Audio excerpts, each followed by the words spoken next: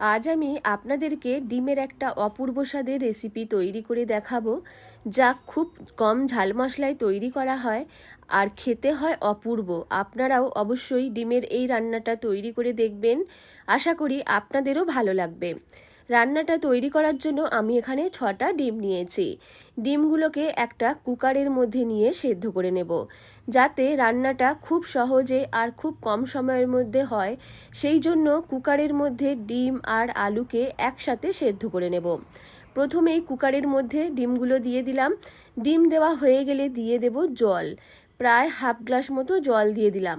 ডিমের ওপর একটা বাটি বসিয়ে দেব, বাটির ওপর দিয়ে দেব আলু। 4 টুকরো আলু নিয়েছি। একটা আলুকে বড় সাইজের 4 ভাগে কেটে নিয়ে আলু ও বাটির মধ্যে নিয়ে নিলাম। সমানভাবে বসিয়ে দিয়ে 2টো সিটি লাগিয়ে আলু আর ডিমকে একসাথে সেদ্ধ করে নেব। প্রেসার কুকারে ঢাকনাটাকে আটকে দিলাম। এইবার গ্যাস অন করে 2টো সিটি লাগিয়ে নেব। অন্যদিকে একটা মশলা তৈরি করে নেব। এর জন্য একটা মিক্সিং বোলের মধ্যে নিয়ে নিচ্ছি হাফ কাপ পরিমাণ টক দই। দইয়ের মধ্যে দিয়ে দিলাম পরিমাণ মতো নুন, 2 চামচ মতো সর্ষের তেল, 1 চামচ আদা রসুন আর কাঁচা লঙ্কা বাটা। দইটাকে ভালো করে ফেটিয়ে নিচ্ছি।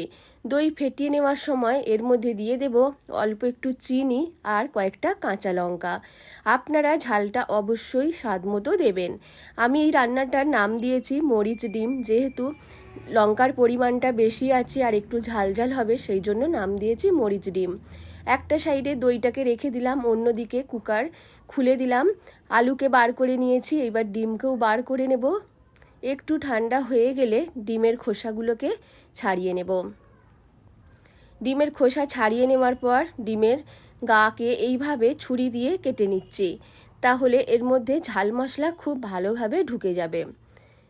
এইভাবে কেটে নেওয়ার পর দইয়ের মধ্যে প্রত্যেকটা ডিমকে দিয়ে দেব। এই ডিমটাকেও দইয়ের মধ্যে দিয়ে দিচ্ছি। 6টা ডিমকেই দইয়ের মধ্যে দিয়ে দেব। ডিম দেওয়া হয়ে গেলে যেই 4টে আলুকে আমি সেদ্ধ করে রেখেছি, আলুগুলোকেও দইয়ের মধ্যে দিয়ে দেব। তার আগে ডিমকে দইয়ের সাথে ভালো করে মাখিয়ে নিলাম। এইবার আলুগুলো দিয়ে দেব, আলুকেও দইয়ের সাথে ভালো করে মাখিয়ে নেব। সব কিছুকে একটু হালকা হাতে ভালো করে মাখিয়ে নিতে হবে, যেন সব কিছু ভেঙে না যায়। ডিম আর আলু খুব সহজেই ভেঙে যেতে পারে, সেই জন্য বলছি একটু হালকাভাবে মাখিয়ে নিতে হবে। মাখিয়ে নেওয়ার পর 5 মিনিটের জন্য ঢেকে একটা সাইডে রেখে দেব। আর আবার বলছি, ঝালটা আপনারা অবশ্যই নিজেদের স্বাদ মতো দেবেন। সব কিছুকে মাখিয়ে নিলাম। এইবার ঢেকে 5 মিনিটের জন্য একটা সাইডে রেখে দিচ্ছি।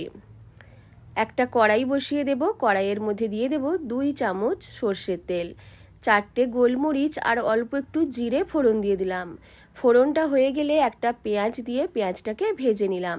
পেঁয়াজের রঙটা হালকা চেঞ্জ হয়ে গেলে এর মধ্যে দিয়ে দেব দই দিয়ে মাখিয়ে রাখা ডিম আর আলু।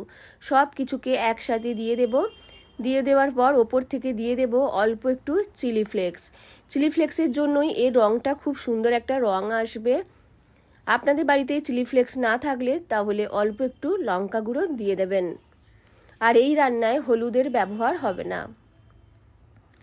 চিলি ফ্লেক্স দিয়ে দেওয়ার পর ঢেকে দিচ্ছি। 1-2 মিনিটের জন্য ঢেকে দেব। প্রায় 2 মিনিট মতো ঢেকে রেখেছিলাম, ঢাকনা খুলে দিয়েছি। এইবার একবার নাড়াচাড়া করে নিচ্ছি। যতক্ষণ না এটা ঘন হয়ে আসবে ততক্ষণ এটাকে রান্না করতে হবে।